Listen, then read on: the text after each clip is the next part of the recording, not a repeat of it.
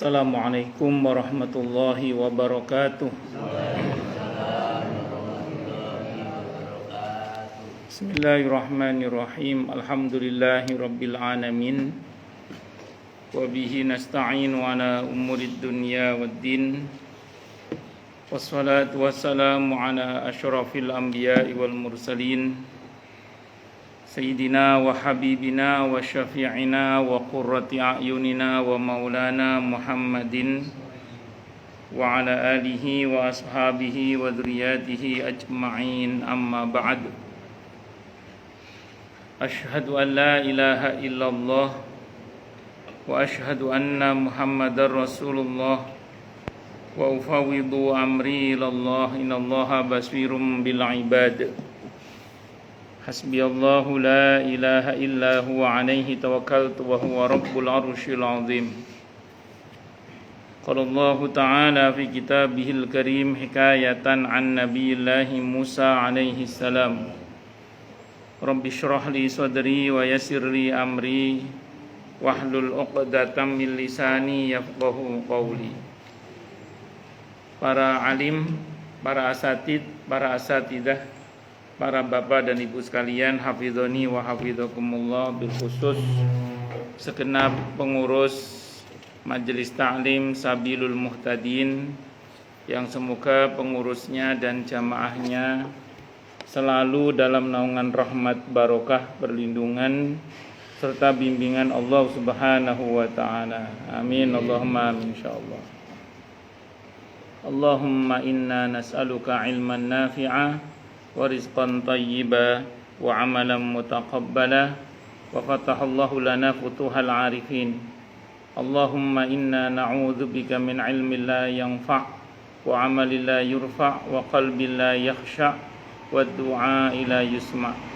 Allahumma ati anfusana taqwaha wa zakkiha anta khairu man zakkaha anta waliyuha wa maulaha. Allahumma barik lana fi Rajab wa Sya'bana wa balighna Ramadana. Allahumma ighfir lana warhamna wa tub alaina. Amin, Allahumma amin, insyaallah.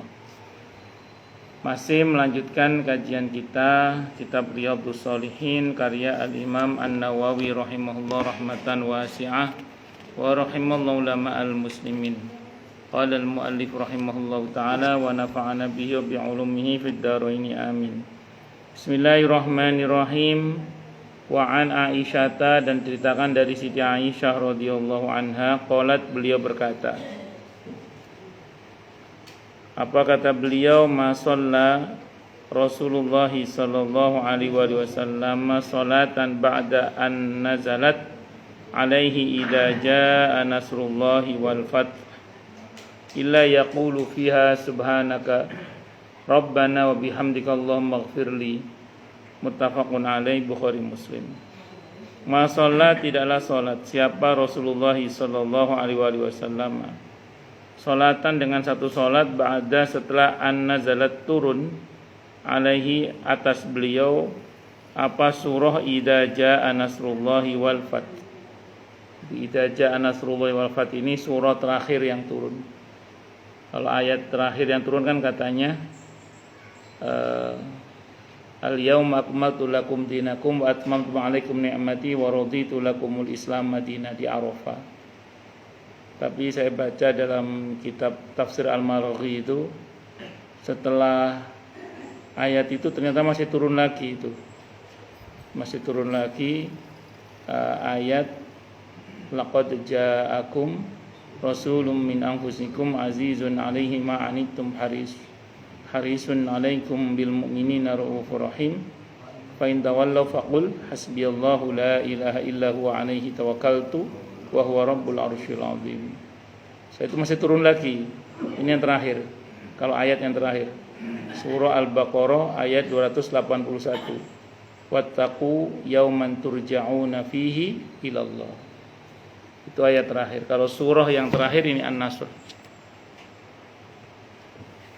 Terus kemudian illa, kecuali yaqulu, beliau berucap fiha, di dalam salat itu, bacaan subhanaka rabbana wa bihamdika allahumma ighfirli. Subhanaka maha suci Engkau wahai Rabbana Rabb kami Tuhan kami, wa bihamdika dengan memujimu.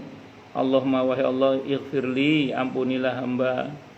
Ini muttafaqun alaih, Bukhari Muslim. Ini menjadi doa apa ini? Doa ruku'. Nggih. Sujud dan ruku'. Ini menjelang wafat sudah ini. Sebelumnya subhana rabbiyal a'la dan subhana rabbil azimi. Yang Bukhari, kalau Abi Dawud subhana rabbil azimi wa bihamdi subhana rabbil a'la wa bihamdi. Wa fi riwayat, dalam riwayat yang lain, fi sahihain dalam sahih Bukhari Muslim, anha dari Siti Aisyah juga radhiyallahu anha. Karena ada siapa Rasulullah sallallahu alaihi wasallam yuksiru, beliau memperbanyak ayyaqula mengucapkan fi ruku'i dalam ruku'nya wa sujudina sujudnya, subhanakallahumma rabbana bihamdika Allahumma ighfirli. Membaca doa tadi itu ya ta'awwalul Quran, karena mentakwil makna dari Al-Quran yang tadi, surah An-Nasr tadi. Makna ya ta'awwal Quran, yang dimaksud dengan makna ya ta'awwal Quran ay ya'malu ma umira bihi fil Quran. Maksudnya beliau mengamalkan apa yang diperintahkan kepada beliau di dalam Al-Quran. Fi qauli ta'ala, dalam firman Allah Ta'ala, fasabbih bihamdi rabbika wastaghfir. Maka bertasbihlah wahai Nabi dengan memuji Tuhanmu Allah dan mintalah ampun kepada Allah. Nah, beliau mengamalkan ayat itu dengan membaca Allahumma rabbana wa bihamdika Allahumma ighfirli itu. Jadi Allah subhanakallahumma rabbana wa bihamdika Allahumma ighfirli. Ini menjelang wafat ya. Jadi kalau jenengan baca ini berarti baca untuk menjelang wafat. Nggih boten. Jenengan mau subhana rabbiyal a'la, subhana rabbil azim nggih boten napa-napa. Cuman memang kalau merasa dekat dengan kematian, umur kok swidak ya. Padahal umurnya kaum muslimin itu umat Nabi Muhammad SAW antara pinten? Hingga antara 60 dan 70, antara 60 70. Berarti saya bos umur swidak mau niki sair. Tapi belum berarti sing nom sik suwe enggak mesti. Semoga Allah berkahi sisa umur kita. Amin, Allahumma amin insyaallah. Allahu akbar. Oh, lanjut. Jadi Nabi sendiri, Nabi kita Muhammad SAW itu kana khuluquhul Quran. Beliau itu akhlaknya ya Al-Quran ya. Al-Quran berjalan itu ya Nabi kita Muhammad sallallahu alaihi wasallam. Maka para tabi'in ketika nanya tentang bagaimana akhlak Rasulullah Muhammad SAW itu ya, kepada Siti Aisyah radhiyallahu anha, Siti Aisyah hanya bisa mengatakan kana khuluquhul Quran. Akhlak Nabi ya Al-Quran itu. Allahu akbar nggih. Wa fi riwayatin li muslimin, dan dalam riwayat milik Imam Muslim, kana ada, sebutkan kana ada siapa Rasulullah sallallahu alaihi wasallam yukthiru, beliau memperbanyak ayaqula mengucapkan qabla ayyamuta, sebelum wafat, subhanaka wa bihamdika astaghfiruka wa atubu ilaik. Subhanaka wa bihamdika astaghfiruka wa atubu ilaik. Nabi ini enggak punya dosa tapi taubatnya luar biasa. Nah, karena sesuci apapun seseorang itu, kalau dekat dengan yang maha suci terasa kotornya. Tinggi apapun orang itu, kalau dekat dengan yang maha tinggi terasa rendahnya. Nah, kalau ada orang merasanya dekat dengan Allah, merasa diri suci misalnya, ngoten nggih, mesti salahnya. Kenapa? Karena jangan-jangan yang dia dekati bukan Allah. Karena kalau betul Allah yang dekati yang maha suci itu, walaupun kita ini sudah disucikan oleh Allah misalnya, kalau para nabi pasti disucikan oleh Allah, itu saja masih terasa kotornya. Kenapa? Karena dekat dengan yang maha suci. Para nabi dan rasul itu pasti tingginya derajatnya di sisi Allah, tapi selalu merasa rendah. Kenapa? Karena berhadapan dengan yang maha tinggi. Nah, setinggi apapun derajat kita, kalau berhadapan dengan yang maha tinggi terasa rendahnya kita. Saya dengan pakaian saya begini, kalau ketemu sama orang yang pakaiannya dekil terasa bersihnya saya. Tapi kalau saya kumpul sama orang yang lebih bersih, lebih rapi, terasa dekilnya saya. Allahu Akbar. Nah, itu baru dengan makhluk loh, bagaimana dengan Allah. Makanya orang kalau betul dekatnya dengan Allah, dia tidak akan merasa dirinya itu suci. Karena begitu merasa dirinya suci, ditegur oleh Allah, fala tuzakku anfusakum wa a'lamu bimanittaqo. Maka janganlah kalian mengatakan diri kalian itu suci, karena sesungguhnya dialah Allah yang paling tahu siapa yang bertakwa di antara hamba-hambanya. Surah An-Najm, surah An-Najm, surah ke-53 ayat 32 nggih. Fala tuzakku anfusakum huwa a'lamu bimanittaqo. Maka janganlah kalian merasa diri kalian itu suci, karena sesungguhnya dia Allah yang paling tahu siapa yang bertakwa di antara hamba-hambanya. Nah, yang betul bagaimana merasalah diri ini perlu terus untuk disucikan oleh Allah. Maka kita terus mendekat kepada Allah agar kita ini disucikan oleh Allah. Ngoten. Nah, hidup itu masih koma, belum titik nih. Kita semua berproses. Pun lanjut. Qalat berkata siapa Siti Aisyah? Qalat berkata siapa Aisyah itu Siti Aisyah radhiyallahu anha. Qultu aku bertanya, ya Rasulullah, wahai Rasulullah, ma hadhil kalimatul lati araka ahdastaha taquluha. Ya Rasulullah, wahai Rasulullah, ma hadhil kalimat nopo to niki?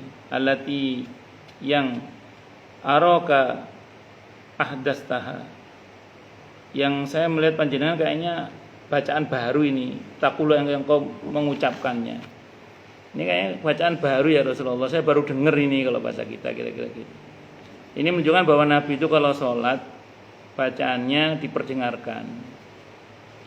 Saya ulang, Nabi itu kalau sholat bacaannya apa diperdengarkan. Mungkin Siti Aisyah kenal bacaan sholatnya Nabi itu kenal. Nah, ini biasanya jenengan mboten maos niki. Samangke kok maos niki. Niki bacaan apa to? Ketoke anyar niki. Nah, ibu-ibu kalau tiru-tiru Siti Aisyah kalau suami pulang jangan cuma nanya, "Oleh duit piro, Mas?" Nah, sering-sering kali nanya ke suami, "Dapat ilmu baru apa, Mas?" Oleh wirid baru apa, Mas? Oleh zikir baru apa, Mas? Ben mundak nggih. Ben gak apa namanya, ben gak donya tok mawon nggih. Terus kemudian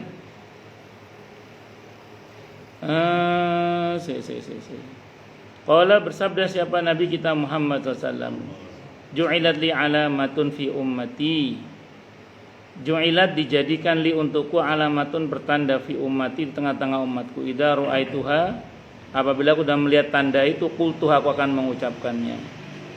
Yaitu idza jaa nasrullahi wal fath. Ila akhir surati, hingga akhir surah. Wa fi riwayatin la, dan riwayat yang lain. Lahu yang jadi milik Imam Muslim.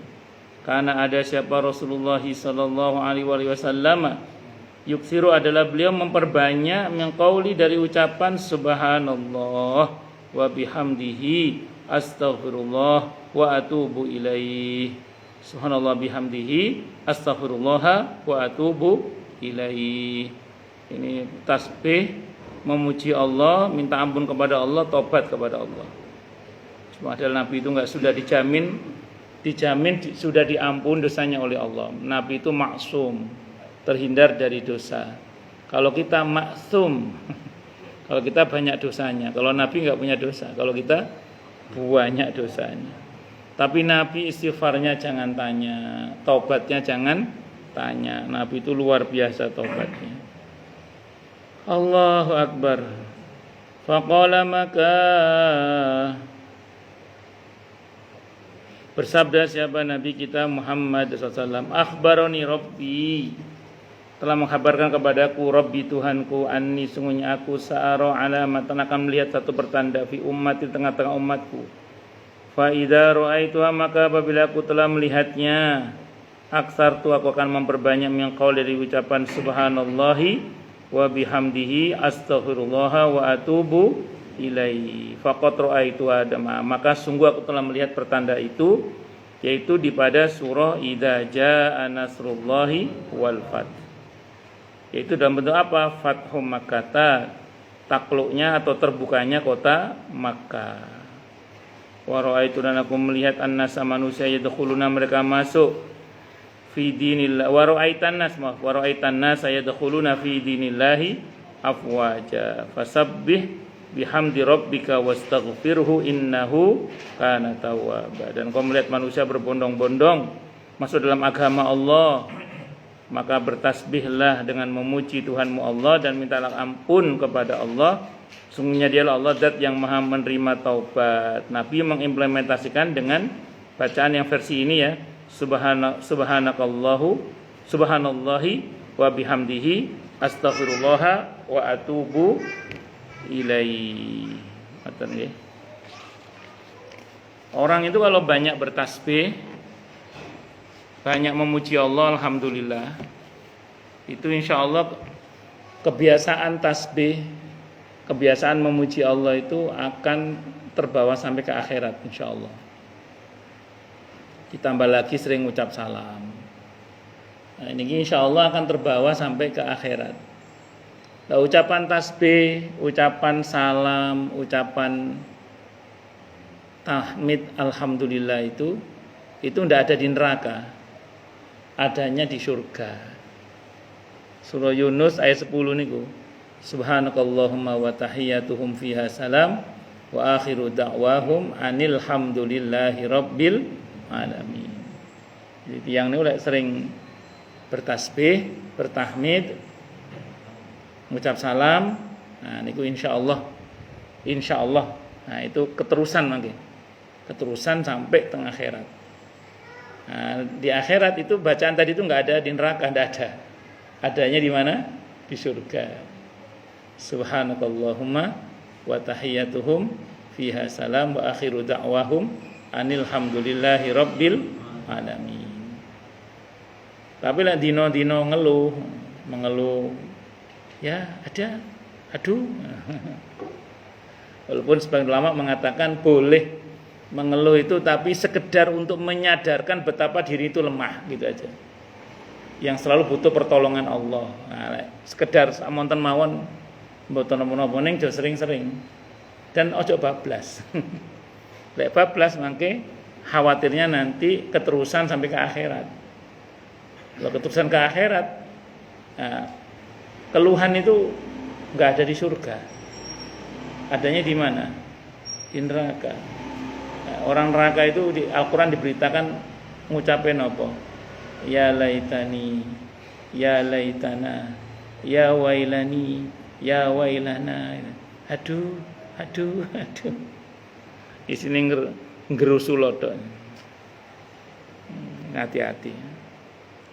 Lah enggak boleh, apa enggak boleh kita sedih. Nabi itu ketika kena musibah kematian putranya misalnya, beliau mengatakan, ya kami bersedih, tapi kami tidak akan mengucapkan kecuali apa yang Tuhan kami ridho. Jadi kami tidak akan mengucapkan sesuatu kecuali apa yang Tuhan kami ridho. Sedih ya sedih, Nabi yo nangis. Ketika cucunya Umamah radhiyallahu anha sedo di pangkuannya, Nabi nggih nangis. Kata para sahabat, air mata apa ini wahai Rasulullah? Ini air mata kasih sayang. Man lam yarham lam yurham. Siapa yang tidak punya rasa kasih sayang, dia tidak akan disayang. Dan Nabi ya sedih kan, dan beliau mengatakan kami bersedih, akan tetapi kami tidak akan mengatakan sesuatu kecuali, ini mafhum riwayat, kecuali apa yang Tuhan kami ridho, yang Allah ridho. Allahu Akbar.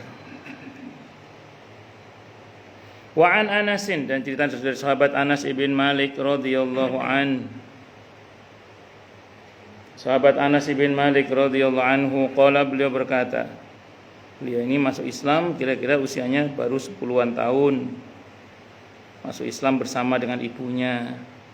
Bapaknya Malik dengar anaknya sama istrinya masuk Islam, nggawa celurit, nggawa pedang, mau dibunuh anaknya sama istrinya.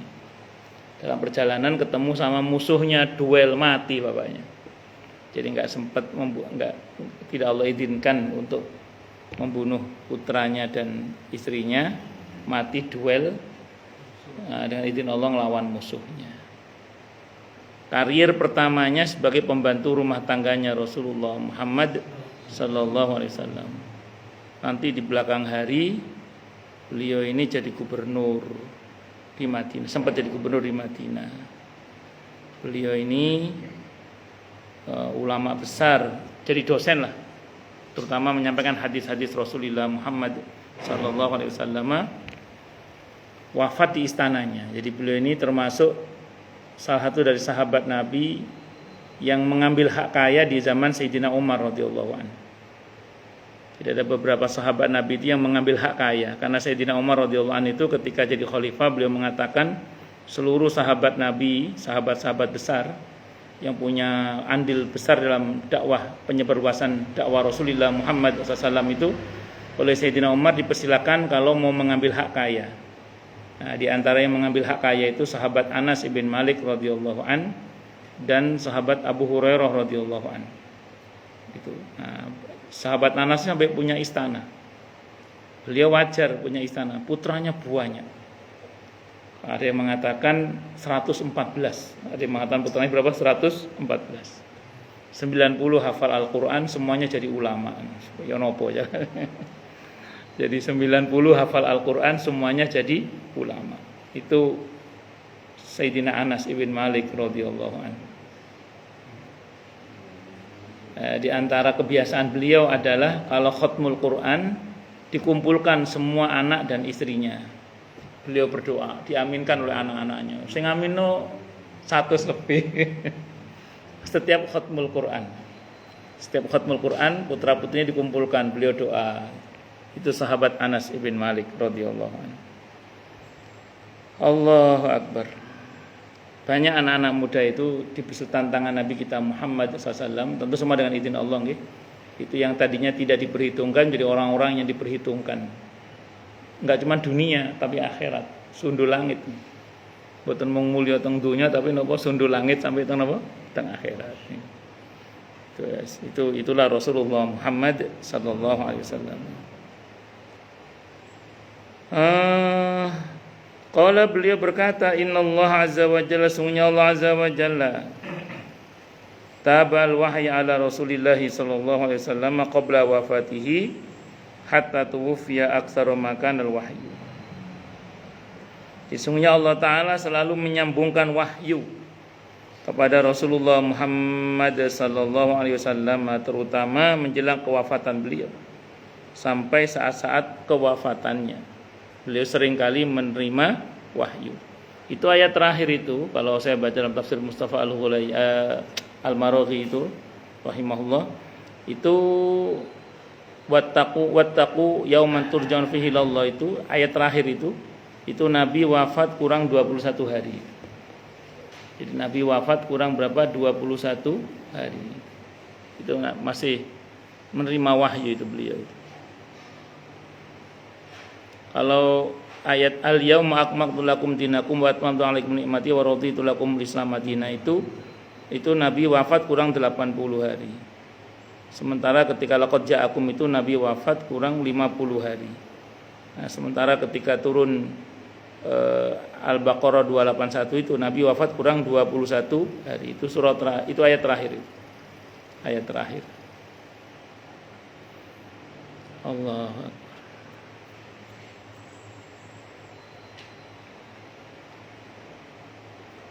Itu yang Al-Quran. Kalau wahyu-wahyu yang lain seperti yang sifatnya hadis qudsi atau yang berkaitan dengan wama yantiqu 'anil hawa in huwa illa wahyu yuha, sangat mungkin masih berlangsung hingga detik-detik kewafatan Nabi kita Muhammad sallallahu alaihi wasallam sebelum beliau menghadap kepada Allah Subhanahu wa taala.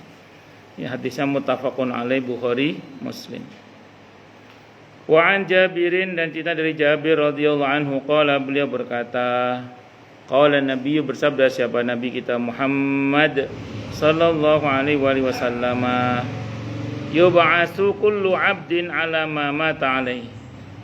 Yub'atsu akan dibangkitkan siapa kullu abdin setiap hamba ala ma mata alai atas apa dia telah mati di atasnya. Rawal Bukhari, hadis Al-Bukhari. Jadi orang itu akan dibangkitkan sebagaimana keadaannya saat dia mati.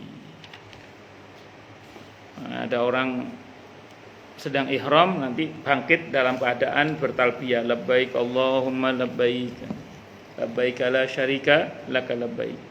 Bahkan keadaan orang-orang beriman terutama ya di kuburnya itu kadang melanjutkan kebiasaan-kebiasaannya di dunia. Di dalam hadis Mi'raj itu jangan bisa bacanya dalam hadis Mi'raj itu. Ketika Nabi melintas di makamnya Nabi Musa alaihissalam, beliau melihat Nabi Musa itu sedang sholat. Itu di kuburnya, bukan sebagai kewajiban, tapi sebagai kesukaan gitu. Jadi dulu di dunia beliau memang senang sholat. Nah, begitu di alam barzahnya pun beliau senang sholat mas. Jadi ketika Nabi Mi'raj itu Aukamakol ngelihat Nabi Musa sedang sholat. Di kuburnya itu sedang sholat beliau. Karena di antara kebiasaan Nabi Musa itu kalau mau sholat itu beliau keliling kampung. Ayo siapa yang mau titip doa. Nabi Musa itu seneng kalau ada orang nitip doa itu. Keliling kampung. Ayo siapa yang mau nitip doa sama saya. Siapa yang mau nitip doa sama saya. Kalau mau sholat itu keliling kampung beliau. Gak bawa catatan, Nabi itu cerdas orangnya. Memang kita baca catatan. Kalau ada orang mau haji mau umrah itu baca catatan doa ini. Ini buat Nabi Musa wis hafal, karena Nabi itu fatona cerdas. Apa kata beliau? Nanti biar saya lebih lama ngobrolnya dengan Allah. Nanti saya biar lama bicaranya dengan Allah. Semakin banyak yang nitip doa itu, beliau merasa senang. Kenapa? Karena beliau punya alasan berlama-lama bicara dengan Allah. Itu Nabi Musa alaihissalam. Kayak saweneng berlama-lama dengan Allah itu kayak saweneng. Maka ketika beliau ditanya oleh Allah dalam Al-Quran tentang wa ma tilka biyaminika ya Musa, apa di tangan kananmu wahai Musa? Sebenarnya jawaban beliau qala hiya asai, itu udah cukup itu. Ini tongkat ya Allah, udah cukup itu sebenarnya. Tapi Nabi Musa itu senang berlama-lama ngobrol dengan Allah, sengaja jawabannya dipanjangkan. Qala hiya asai atawaqub ya asbiha ala ghanam wa liya ma'rifu dan seterusnya itu. Ben rodok dawa, ben agak lebih lama. Ketika kemudian tongkatnya dilemparkan menjadi ular, Nabi Musa itu kalimullah, nggak mungkin takut kan. Tapi beliau itu membuat aksi supaya mengundang perhatian Allah, seolah-olah takut. Terus kalau aja wedi Musa, pendek aja wedi. Ya jangan yo gak wedi, cuman gayae ngeten. Kayak jenengan dulu sewaktu masih pengantin baru. Dan biar lebih bisa berlama-lama dengan suami atau dan istri, pakai takon bareng. Ini hidungnya siapa dik? Yo rungu dewe mas. Tapi kan itu janjinya gak usah takon ngerti. Tapi kenapa kok ditanyakan? Ya ben ngobrolnya lama, nggih. Nah, itu Nabi Musa. Enak sampai sedo niku. Nabi Musa niku nggih kebiasaane sholat, senang sholat. Ketika Nabi melewati makamnya Nabi Daud bikin halaqah ilmu. Di alam barzahnya itu bikin halaqah ilmu. Nabi Daud itu bikin apa? Halaqah ilmu. Nabi Daud orangnya senang bikin halaqah ilmu. Bikin halaqah ilmu, maka beliau ditemui oleh Nabi dalam keadaan sedang bikin halaqah ilmu. Di barzahnya itu akamakal. Allahu Akbar. Maka Imam Ahmad bin Taimiyah rahimahullah nanti cerita. Saya itu biasa lewat kuburan dengar orang baca Quran itu biasa, kata beliau. Imam Ahmad bin Taimiyah rahimahullah. Nah, beliau itu ngomong, saya itu biasa lewat kuburan dengar orang baca Quran itu biasa, kata beliau. Kalau kita ya mungkin ya sembuh. Ini nonton nggih. Ya Allah, ya Allah. Ini kita belajar, yang ngomong juga masih belajar. Nah, nama nanti orang itu akan dibangkitkan berdasarkan pada keadaan dia pada saat mati. Semoga Allah wafatkan kita dalam keadaan husnul khotimah, syahid di jalan Allah Subhanahu wa taala. Amin Allahumma amin insyaallah. Tapi sebenarnya ngeten nggih. asal kita betul-betul mengamalkan ayat faida faraghta fansab. Pokoknya yang ngamalkan itu tenanan loh nggih. Dan itu kalau iman Islamnya nggak sehat nggak mungkin. Jadi harus sehat iman Islamnya baru memang betul-betul akan mengamalkan faida faraghta fansab. Itu kata para ulama. Ada potensial kita husnul khotimah itu kalau kita mengamalkan ayat itu. Faida faraghta fansab. Begitu selesai dari sebuah kebaikan, sudah bersiap dengan kebaikan berikutnya. Sehingga nggak pernah kosong dari kebaikan. Kemungkinannya mati dalam keadaan sedang berbuat baik, atau baru selesai dari kebaikan sudah bersiap dengan kebaikan berikutnya. Nah, itu baru namanya mengamalkan faida faraghta fansab. Nah, saya kira ini yang bisa saya sampaikan, semoga bermanfaat. Ya monggo silakan yang mau tanya, protes, marah. Ini rombongan saking pundi? Kiai. Amiri sini nih, Amiri. Oh, saking Jakarta, saking Purwokerto. Kebun jeruk. Oh, nggih. Asli Jakarta sedanten nih. Oh, Klaten nggih. Masyaallah. Dari mana-mana. Saking pundi? Jati Bening. Oh, dari sini. Niku Kiai saking pundi? Oh, dari Padang. Masyaallah. Oh, jenengan? Oh, Cilincing. Cilincing mana? Ya, mana? Sebelah mana? Sebelah mana? Mana? Oh, maksud alam Cibitung. Iya, Cilincing yang kan Cibitung. Oh, beda lagi. Oh, nggih pun. Cedek segoro nih, kan? Cedek dekat laut itu kan? Nggih. Nggih, monggo silakan. Nggih, monggo. Sederhana. Cuma kadang-kadang enggak diperhatikan. Nggih, Pak. Assalamualaikum warahmatullahi wabarakatuh. Waalaikumsalam warahmatullahi wabarakatuh. Kadang-kadang gini Pak Ustadz ya, lihat orang sholat udah ngambil wudhu, kadang-kadang dramaan tuh Pak Ustadz. Kalau misalnya habis ngecat apa-apa itu kadang-kadang nginjek. Nah itu ngambil wudhu, coba itu cat itu nggak dibuang. Itu kalau menurut sholatnya sah atau enggak?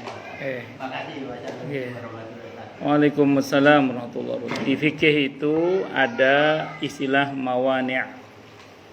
mawani'ul wudu. Jadi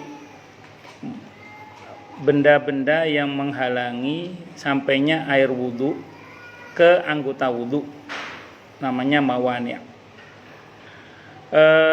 Cat kita itu termasuk mawani'. Karena kalau seandainya air wudhu kena ke cat itu nggak tembus. Nah, ukurannya itu gini, ukurannya kalau di fikih nih, saya baca di Fathul Mu'in itu, kalau cat itu kena ke tangan misalnya ngoten nggih, itu kalau disentuh gerenjel gitu, berarti ada gundukan, membentuk gundukan, itu sudah jadi mawani itu.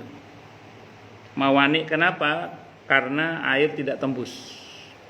Tapi kalau kayak spidol bolpen ngoten nggih, atau minyak samin atau apa yang rata dengan kulit. Jadi kalau kita sentuh itu nggak ada tonjolan sama sekali, rata dengan kulit. Kalau itu tidak apa-apa kalau itu. Ya, kalau itu tidak apa-apa. Jadi kalau rata kulit dengan tinta itu kayak tinta bolpen, spidol itu tidak membatalkan wudhu karena itu bukan mawani. Karena kalau kita sentuh gini dia tidak membentuk gundukan. Tapi kalau dia membentuk gundukan kayak cat itu membentuk gundukan. Kalau cerita, saya pernah dulu masih di pondok itu ngecat lemari ceritanya. Saya itu, ya ini keteledoran saya saat itu, di jari kaki saya yang sebelah dalam sini itu masih ada catnya. Begitu selesai ngimami sholat, saya kan silo, loh, ono cat jamaah wis bubar. Akhirnya saya mengulang sholat. Nah, itu kalau di fikih itu saya tidak wajib menyuruh jamaah untuk mengulang karena mereka yang wajib mengulang kulo sing rusak kulo saleh. Imam ini nah, saya baru tahunya setelah selesai. Makmum wis bubar wis insyaallah di ngapura. Nah, sementara kalau saya yang imamnya harus diadab ulang. Itu seperti itu. Karena saya batal saya. Kalau di fikih itu yang wajib mengulang hanya imamnya, makmumnya betul rusak. Wallahu alam bisawab. Ngoten Pak nggih. Monggo yang lain silakan sebelum saya. Nggih. Monggo. Waalaikumsalam warahmatullahi wabarakatuh. Pada dasarnya manusia itu Pak, rambutnya memutih. Tetapi sekarang banyak orang yang mengiklankan bahwa sampo yang bisa menghitamkan rambut tidak mengharapkan. Sedangkan sisi lain adalah angkat rambut adalah haram bagi umat Islam. Ini sekarang banyak sekali Pak, Ustaz yang dia itu berani mengiklankan, mungkin dari pihak sponsor pengusaha itu ada, bahwa dengan sampo ini rambut tidak mengharapkan karena dia itu hitamnya itu dari apa itu namanya sesuatu bahan yang tidak mengandung daripada yang harapan dari hitam itu. Mohon ini pencerahannya Ustaz. Oke. Mungkin harus bedakan antara mana sampo, mana pewarna. Jadi harus bedakan mana sampo, mana pewarna. Kalau sampo yang dimaksud adalah menyehatkan dengan izin Allah tentu yang ini, akar-akar rambut, sehingga dengan izin Allah rambut menjadi sehat, sehingga karenanya dengan izin Allah dia menjadi hitam misalnya, bukan merubah warnanya jadi hitam, bukan, memang menjadi sehat gitu ya. Qadar Allah menjadi sehat, mboten napa-napa lek ngoten lho nggih.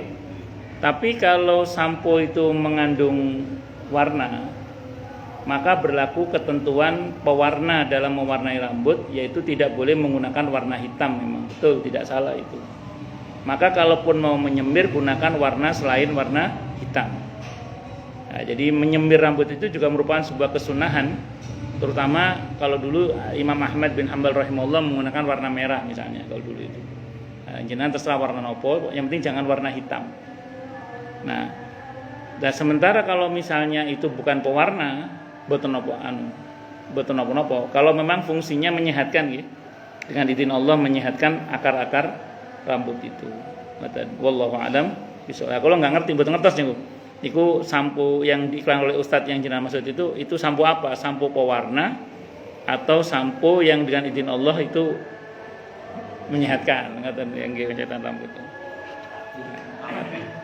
Napa? Untuk akbar semua Pak, untuk yang berkemen itu semuanya dimiliki perusahaan itu untuk mengiklankan Pak.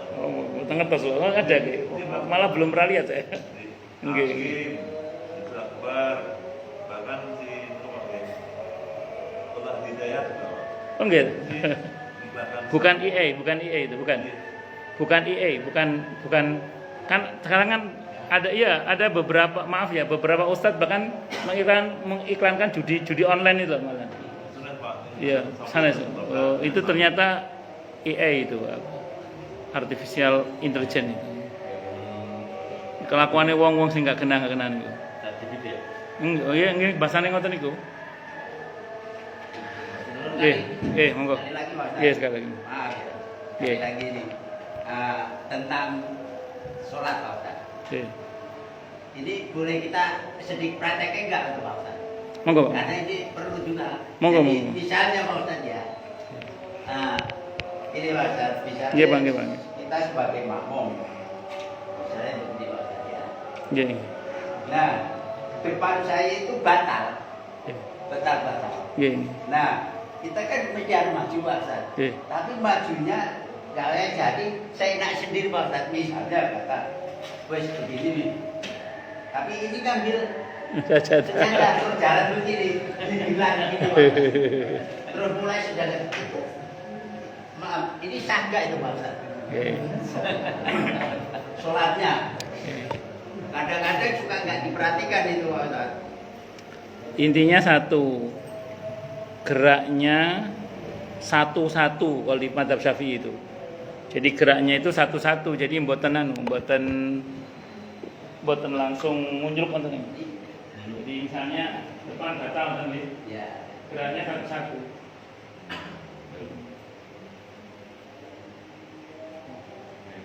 Kalau segera cukup pikir sifatul mu'in itu sekali batal, kalau sekali kita batal. Kapan? Kalau lompat. Batal itu. walaupun cuma sekali. Batal. Karena Apalagi terus ambil sajadah. ada terjadi Ya, Pak di itu batal. makmum di masjid Iya. di samping saya itu batal mundur. Iya. Lah penggantinya belakangnya. Jadi saat saya kira itu sholat kok cuma 1 rakaat, itu udah rakaat terakhir Pak Ustaz. Batal itu udah terakhir, gantinya batal itu terakhir. Kok satu gelar sejadah. Oh.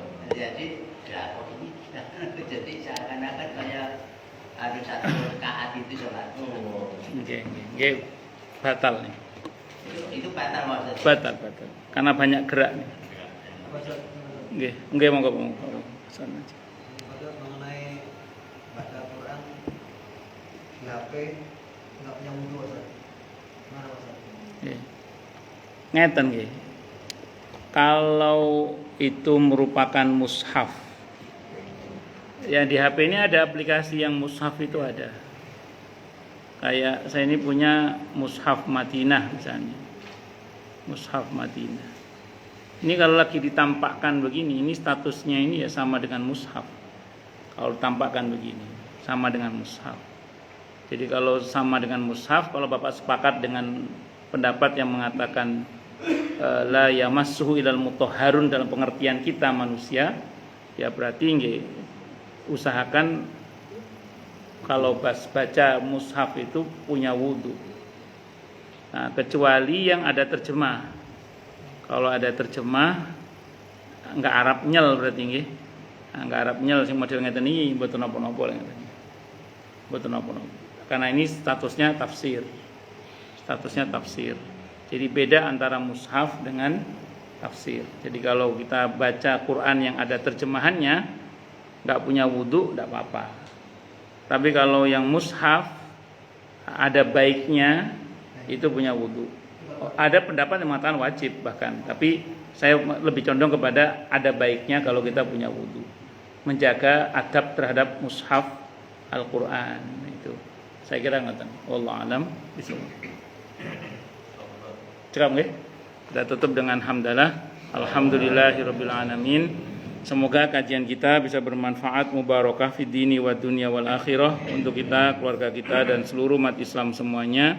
Dan mudah-mudahan kita semua dijadikan oleh Allah sebagai orang-orang yang sukses dunia akhirat, selamat dunia akhirat, bahagia dunia akhirat, dan dipermudah setiap urusan kita oleh Allah fi dini wa dunya wal akhirah. Semoga Allah limpahkan hidayah selalu untuk kita, semoga Allah tingkatkan selalu hidayah untuk kita, dan semoga Allah berikan hidayah untuk siapapun yang melihat kita. Subhanakallahumma bihamdika asyhadu an la ilaha illa anta astaghfiruka wa atubu ilaik. Sallallahu alaihi Muhammad wa ala alihi wasallam. Saya mohon maaf. Assalamualaikum warahmatullahi wabarakatuh.